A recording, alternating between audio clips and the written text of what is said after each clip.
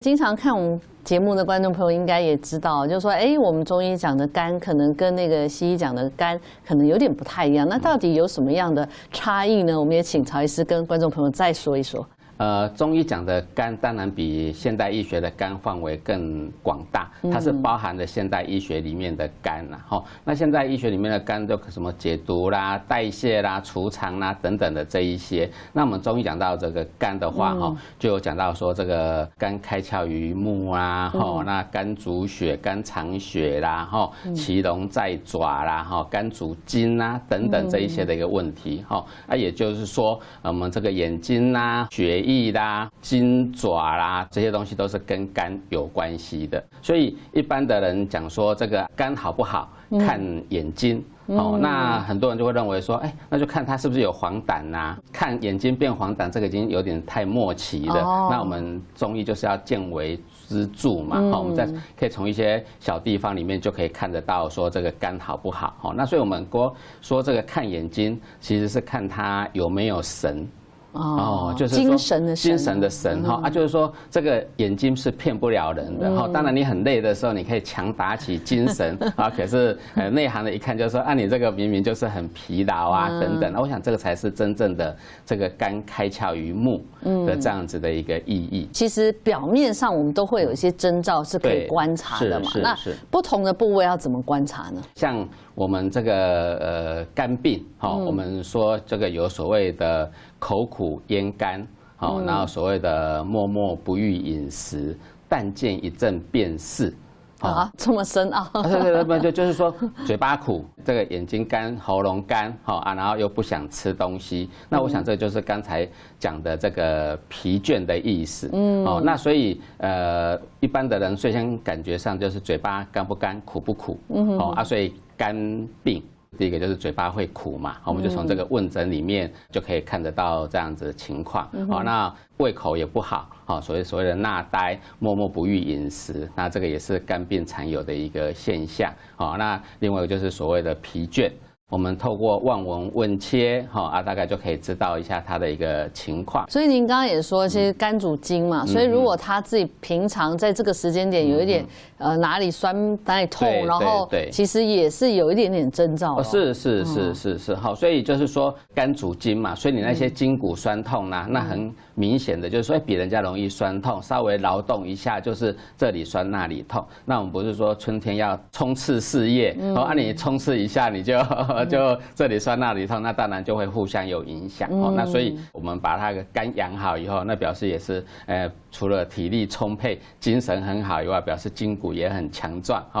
在身心灵各方面都能够配合。那我们也在网络上有很多春天的症状，我们也帮大家理了一下，就是归纳为4个比较重要的一些病症或者是一些表象，想要跟医生来做讨论。第一个就是人家说春天特别想睡觉，对，为什么会有这种现象？就是所谓的春困吗？古代有首诗叫做"春眠不觉晓，处处闻啼鸟"。那春天也是因为大家经过了过年的休息啦、寒假啦，那到了春天的时候，想要这个打起精神，像刚才讲的要好好的冲刺一下，却发觉这个是有气无力，就觉得特别的一个疲倦。这个我们中医有讲过，这个冬不藏精春必病温，也就是说我们前面讲的，这个冬天你应该是过年应该好好休息呀，结果你没有好好休息，结果到了这个要好好冲刺发挥的时候，却提不起劲来，就是所谓的春困。我想这个是相对而言的，也就是说本来是生发之气，生气盎然，那有时候你会发觉说，我很努力啦，心里觉得我很努力，可是你实际上表现出来的能力、绩效等等，好像差了还有一段距离，那就所谓的力不从心。那要怎么办呢？怎么改善呢？所以我们春天很适合吃一些青绿色的青菜，吃了以后，好像就比较刺激有活力。那另外我们春天也适合，譬如说喝人参茶。那人参大家都知道，第一的补药嘛。我记得我们以前在读书的时候，这个去上课教授讲的天花乱坠，下面的学生是睡成一片，对不对？哈，都是老教授呢。人家教授就说：“你们这些年轻人，我这么老了，对不对？你们体力这么差，我体力这么好，差别在哪里？对不对？教授嘴巴里面就吐出一片人参。哦，他养生秘诀，对，他含着人参，哈，可能在车上就开始啦，哈，然后所以就会发觉，这个人家体力不好，可是表现出来却比你好。”因为他是老师嘛，所以他就知道他可以喊。一般人可能还不见得知道自己适不适合喊。可是我觉得人参这种东西好像是在民间也是蛮普遍的一个药材啦。对，自己有时候也可以就是尝试看看。我觉得自己要了解自己的体质的，你可以少量的一个尝试。好，那如果说喊起来口干舌燥不舒服，那就不要啊。你觉得喊起来受用无穷哦，那你当然就可以持之以恒啊。那如果觉得有任何的疑问，那当然是跟医生讨论啊。是，所以就是说我们在这个春天，除了要多吃青色的食物之外，也可以吃一些酸的吗？酸的其实是入肝呐，可是太酸的话，有时候反而会去伤肝。所以要怎么去平衡好？对，就是小小的就好了。小小的酸，它等于是有点引经入肝，可以把药性啊等等的把它带到肝里面。所以酸味入肝。在唐代的名医孙思邈那边就有讲到，其实这个春天要多吃点甜的东西。不是吃酸的，不是吃甜的，要省酸增甘。然后酸要少一点，那个要多吃甜的东西，尤其是这个春天的时候，可能就很适合吃所谓面食。然后米饭、面食，我以为是喜欢吃甜点的人很开心。甜点也还不错啦，因为甜点吃了会让人家愉悦感。是，那就跟刚才讲的那个肝脏不喜欢抑郁，心情不好有关系。你起码如果喜欢吃甜的，吃了以后心情很愉快，那肝郁就少掉一大半的。那甜食它可以迅速补充我们的体力。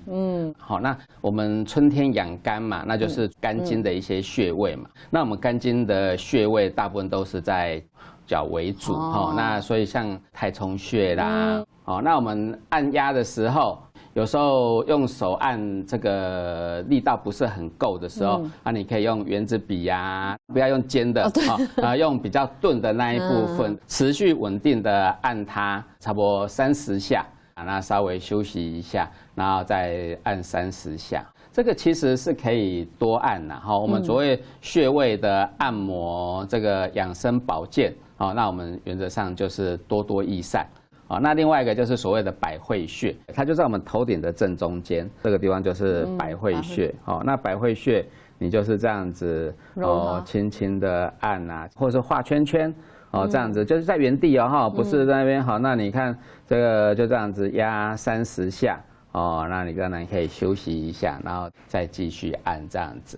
所以要几回合啊？3、5回合啦。原则上30下休息一下，30下休息一下。那足三里穴，那足三里穴是在这个膝盖这个凹窝下面3寸的地方，那就是四横指下面这个地方。你用按摩的方法，是比较适合用在血管跳动的地方。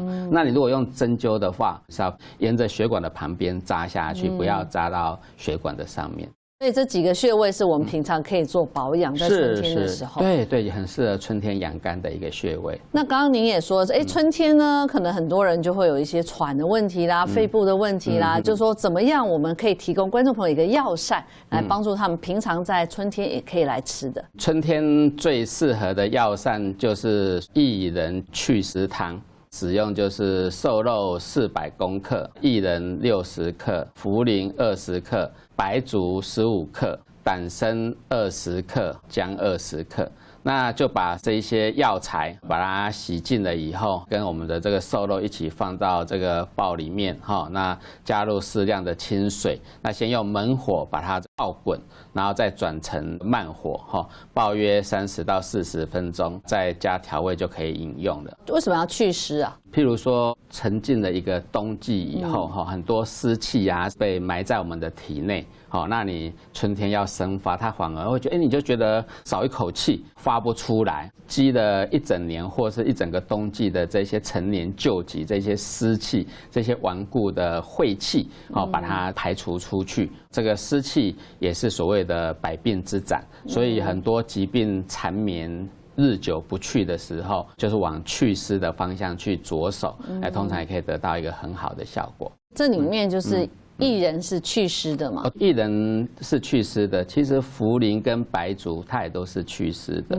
啊。那党参它是健脾胃，健脾胃也可以祛湿。那肉类它本身是营养品啊，它也可以补脾胃，一样可以祛湿。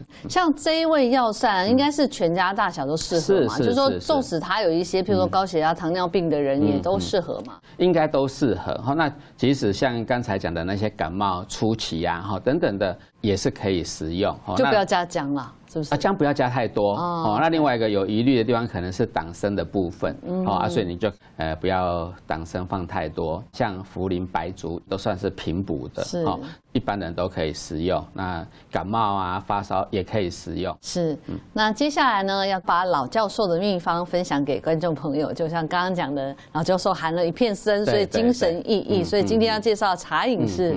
我们今天就介绍最简单的人参茶那人参茶当然就是用人参嘛，原则上就是会用这个人参片，大概2、3片。以前的老员外就2、3片放在茶中，那热水冲下去焖起来。那这个当然是它可以一直喝，那个有效成分会慢慢的稀释出来。那现在如果要让它效果更好的话，我们用炖的3到5片，那放在炖盅里面，那加水把它盖过去以后，那放在电锅里面，这样子给它炖个大概20、30分钟。那这样子的话，它的有效成分大概就会完全就溶解出来了。你可以直接喝它。这个人参茶它补气的效果是非常非常的好所以它等于是可以迅速的补充体力，所以人参茶是在春天很推荐的一个养生食补的一个药膳。所以也是要特别提醒观众朋友，就是刚刚医生有提醒，就人参茶它可能比较热一点，如果你口干舌燥，本来现在就已经在感冒风寒的一个状况，那就我们就不要喝。对，只要有任何的所谓的外邪，就不要补。这个一定千万要记得。那人参已经算是药王，已经是很补了，更不能碰。那讲到春困就是其实在春天也有一个，就是说大家比较普遍会发现，就是说，有些人就特别容易在那个气喘发作，尤其在春天的时候，就咳啊，或者很不舒服。那这个好像也是普遍在你们医院上也是可以看到一个现象嘛。那这要怎么办呢？就是说这个季节为什么特别容易喘？我们刚才讲过，冬不常经，春必病温嘛。那有时候譬如说你这个冬天感冒。这个那有些人就是不以为意啊，这个不去处理它啊，或是好也没有好完全然后日积月累下来，那我们的病毒它就会日益的侵入。所以我们这个感冒啊等等那一些，我们叫做上呼吸道的一个问题。那你如果不好好的处理，那就慢慢的深入下面，就变成所谓的下呼吸道的问题。那就到了所谓的那个气管啊、肺部啊、支气管等等这一些的部分。那这样就会引起所谓的一个哮喘。一般感冒不是太大的问题，可是你一旦侵入到所谓的下呼吸道有这个肺部气管方面的问题，那就是要非常严肃的面对它那这时候要怎么样去做保养改善呢？很多气喘的人，我们呼吸就是这个张口抬肩嘛。是用张口呼吸。对，因为他用鼻子呼吸已经来不及了，那气会不够，他。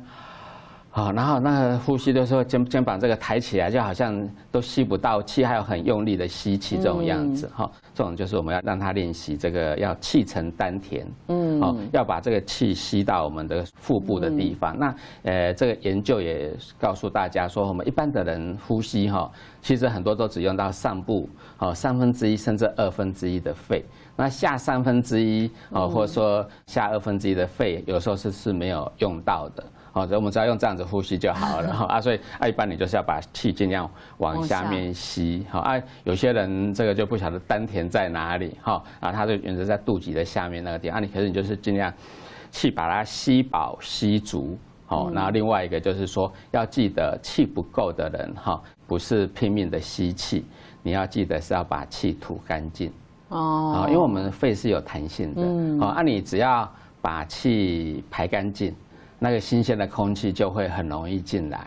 那你如果急着呼吸，拼命吸，然后可是那个废气没办法排出去，那永远占住了那个原本的空间，对，那个空间你那个新鲜的空气、好的空气就进不去，那就永远觉得胸闷、吸不足气。像这种情况的话，我们会建议就是说，你就是吸气跟呼气的比例大概是1:2，所以你可以1秒、2秒这样子来区分。更好一点，所以你就练成吸2秒、吐4秒，然后就是慢慢的吸，慢慢的吐。那有时候鼻子不够用的时候，有些人喘的时候说，哎呦，我这根本就来不及啊。那我们会建议你就慢慢练习，用鼻子吸气，用嘴巴吐气。因为我们这个空气是冷空气嘛，所以我们用鼻子这个所谓的过滤啊、等等啊、温暖啊，比较不会让脏的还有寒冷的空气直接进入到你的嘴巴、你的肺部里面去。那吐气的时候，我们就分工合作。那吐气的时候用嘴巴来吐气，那嘴巴吐气的时候可以把嘴巴稍微嘟起来一下，用吹气的方式。为什么？那这样子气比较容易出去，因为你吸都来不及嘛，你要分工合作，鼻子你可以先1秒比2秒，慢慢比较好，就是2秒比4秒。那更厉害，你就可以看看能不能3秒比6秒。就是知道练习那个肚子扁下去，然后没气了，然后再吸这样。对，当然哮喘的重点就是强调，其实要呼大于吸的。呼大于吸。对对，不要拼命吸。因为春天嘛，百花齐放，很多的花粉就落下来。对。那所以很多人他可能吸到这个花粉，他可能就引起他的过敏。是。这有些对哮喘人更是一个不舒服的，因为他本来已经不太舒服，又闻到这个。那花粉的部分要怎么样去做改善？